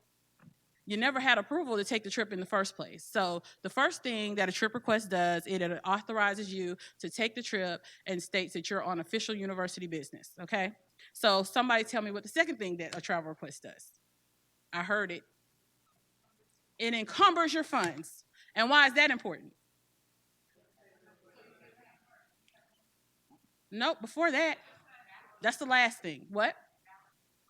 Yes, budgeting purposes. So for example, because we have this issue, and it's a really bad issue in the college overall, right? I have $1,000 in my budget, and I have 2 staff members that say they want to go on a trip, and this trip is going to cost $500 a piece. So I tell my 2 team members, yes, you both can go on the trip because I have $1,000. So then they come back, and they do their expense report, and both of their expense reports are $800 a piece. Tell me what's wrong with that picture. Absolutely. Now I have $600 over budget. I don't have an indirect cost account. I don't have any discretionary funds. So now I got to go to the dean and beg the dean for some of his money, some of his one-time money, by the way. It's not like he gets discretionary money every year. So when he onboarded, the president gave him some one-time money. And so now I got to figure out where these charges are going to be paid from, right? Or the employee's not going to get reimbursed. So why I'm saying that is it's very important to, when you're doing your trip request, to make sure that your expenses are aligned with what you really think your travel is going to be. If you know that you're doing $600 a month in various Texas travel, please do not put in a trip request for $300 a month. Just go ahead and put it in for the $600 and let's move forward with it, because if not, at this point, anything over 10%, it's going to be sent back and it's going to be asked for justification. And sent back doesn't mean denied, but we need to get in the habit of doing those correctly because it helps. Because next year, the way that our budgets are going to be set up is the program leaders are going to be in charge of it. They don't have to come to me asking for money and, and how much money do we have. They're going to know off the bat how much money they have, and that's going to help them be able to manage their budgets effectively. So the third thing is that a trip request does, it's the university's commitment to reimburse you up to the amount that you put in your trip request. So anything over doesn't necessarily have to be reimbursed. And I'm going to give you an example of something that happened pretty recently here from the president. Ruth, there was someone in her office, they did a trip request. They didn't do their expense report till 8 months later. and she didn't approve for that expense report to be paid. And so they kind of went back and forth, like, oh, well, I kind of need this money. And she was like, nope, done deal. Well, our illustrious senior vice president, Dr. Bradford, felt bad, and came up with an account to pay the employee from. But Ruth said, nope, not paying them from my budget. They should have done their expense report in a timely manner. So one of the things that we've been cleaning up, we know that we've had a travel cleanup issue going on. We've had charges, Diane, 2014? This year that we were cleaning up, where people have taken trips, they used their card, and some of them they did their expense reports, some didn't. But when they were doing their expense report, I think there was a lack of communication, and some of them weren't importing their actual charges from the system into their expense report, and they were just marking company paid. And for those company paid, you never use company paid. If you have a card, there's a field, and maybe they should just inactivate it. I'm not really sure why it's there, but it says company pay. Well, the way that we do it, if your card is charged, that charge is going to come in on available expenses, and it needs to be imported into your expense report. Company paid, I don't really know why it was there. The first time I did an expense report, I used it, and it was approved, but that charge was still out there. And I called the travel office and I said, well, why is this charge still out there? And they were like, oh, we're going to take care of it. You mark company paid. It was like for my hotel. You mark company paid, but you should have imported the charges. Well, I think whatever they did to even fix that at the time, I think that kind of came back too in this roundup of available expenses. So we had to eat a lot of expenses for our available expenses not being imported correctly this year. So those are just a couple of things that I wanted to talk about on the travel request.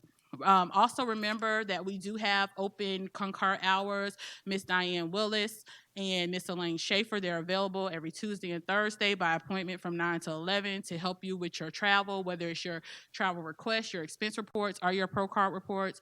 Just remember that they're available. I know some people are utilizing it, some aren't, but I just want to let you know that's an ongoing effort, and that's a standing office hours for our Concur help assistance. And the last thing I think that I have to talk about is our vehicles. So we just want to make sure that all employees, we know that the vehicles are available for you to use for official university business, but we need to make sure that when you're returning the vehicles, that you're keeping them clean. Okay, so that means even if you have a vehicle for an extended period of time, it's not your personal vehicle, make sure that you're cleaning that vehicle on a daily basis, because you may have the vehicle for a week, and then you may go on vacation or something, and somebody may need to use that vehicle, and it's dirty, it doesn't have gas in it, they're not filling out the travel books. So all of those things need to be done. The vehicle needs to be clean, you need to put fuel back in the vehicle, and you need to make sure that you're filling out the book. And that book is pretty much in every slot, needs to be filled out on that book. If it's not applicable, you need to put in A. But there's like certain sections, it's like one line, but there's different sections. It says the purpose, how many miles you've driven, did you put gas in it? I think maybe it asks you, if so, how much gas, or like dollar amount. If it's not applicable, put in A. And well, sometimes it may not be applicable. Like if they just went to Waller, like maybe to the Waller headquarters, you know what I'm saying? Well, no, I'm just saying, but sometimes it may not be applicable. Like I might use the car to go from here to Clark, and I'm not really using, you know what I'm saying, any gas. Absolutely.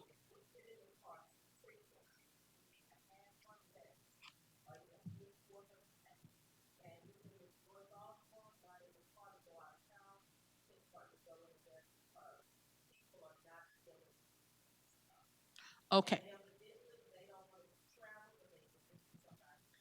So that's my number 2 point. And you heard it from Dr. White. If you're using the vehicles, make sure when you return them, you're returning them on full. Period.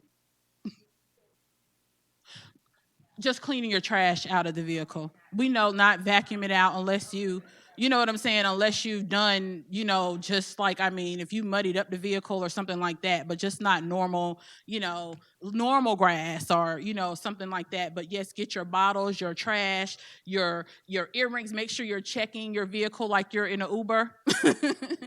Make sure you got all the stuff out of the seats and that you're not leaving personal items in the vehicle. Okay, and so I think that's all I have. I don't know if anybody has any questions for me, and if so, feel free to ask them or come to my office. Yes, ma'am.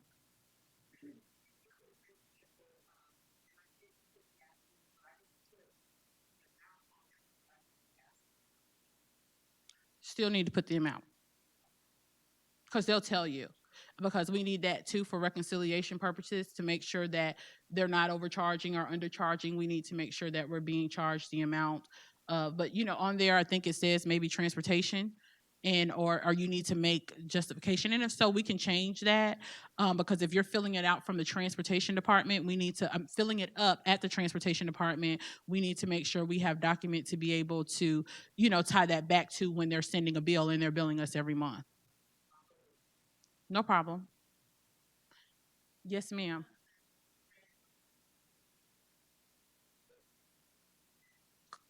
Clean the vehicle when you return it. Number one, keep the vehicles clean. Because I think there was supposed to be no eating in the vehicles. So we're going to talk about that too.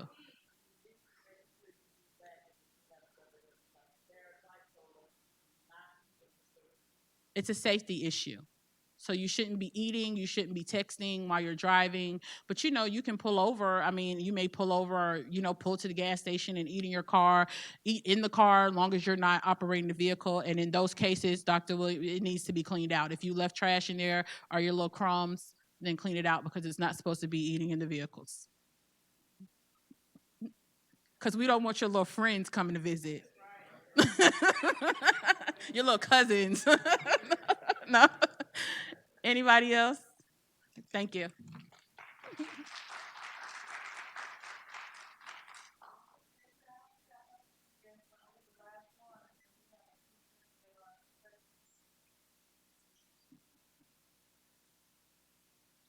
I'll be very brief. Afternoon, everyone. I'm Kimbria Worley. I am your HR representative. So, been back from leave for about 2 weeks, maybe. So, I really don't have program development because when I first got here, I wasn't here long. So, but I do want to have a discussion about my role so that I can kind of put an emphasis on it because I had a couple of individuals that I've had encounters with since I've been back, and they've mentioned to me that I didn't even realize that I could come to you for this. Like Dr. White, for example, she came to me the other day and asked me to look at something for her, and she didn't realize that my role even consisted of that. Because historically, for the HR position, it's kind of like you came to them for certain things, but the scope has been broadened, and I wrote down a couple of things just to just pick your brains. But when it comes to performance, your hiring, your recruitment, employee relations issues, information on benefits or leave. No, I can't go in there and change your benefits or leave or anything to that capacity, but I will be able to provide you initial information on it. And also, even just reviewing any personnel or HR related documents, I will be able to sit down and go over those type of things with you. So, what I mean, that's what I mean by broadening the scope. So when it comes to the forms, which the central HR office, they just revamped their process maybe sometime last year. And I think we made it effective in December, so it's probably been about a year now. Where now they've created this Laserfish document. We now submit the form instead of us actually doing the process within Workday for your hiring and your positions and so forth. So I know that used to lie with the admins for the most part, but that now has changed now that I'm here. So what we're trying to do is try to put a funnel on it. And so between myself and fiscal, we will be balancing that. Well, at least from the budget side of it. And I want to make sure that I reiterate that please do not submit any type of HR forms. And the reason for that is because when it comes to reporting or tracking or whatever the case may be, I will know about it. And so even past that where it comes to like ER issues and things like that. I know that it was brought to my attention from, certain individuals that deal with, compliance out in the university. Like, we have a lot of information or complaints from our group. And so with me not knowing about it, they kind of frown upon it. So I'm just trying to make sure that I'm your initial contact before, you go out into the university for HR issues or, even just assistance. So I just want to put emphasis on that. And Also, when you are doing your positions and your hiring, I want to make sure that the budget group is involved because they will be your first point of contact. So make sure that you're checking with them first to make sure that they have, you have the money to be able to hire someone, even post a position, because we don't want to be in the midway in the process and have to pull it down. So just want to also emphasize that fact as well. So I don't have anything at this moment. I know that the next go round that I probably will have further development and have some stats and things like that to share with you. But as of right now, it's kind of, I'm in the process of doing cleanup. So I'm just going to open the floor to you all, for questions or anything of that nature or comments. Anybody? Sounds like no. Okay, so I'm done. Thank you.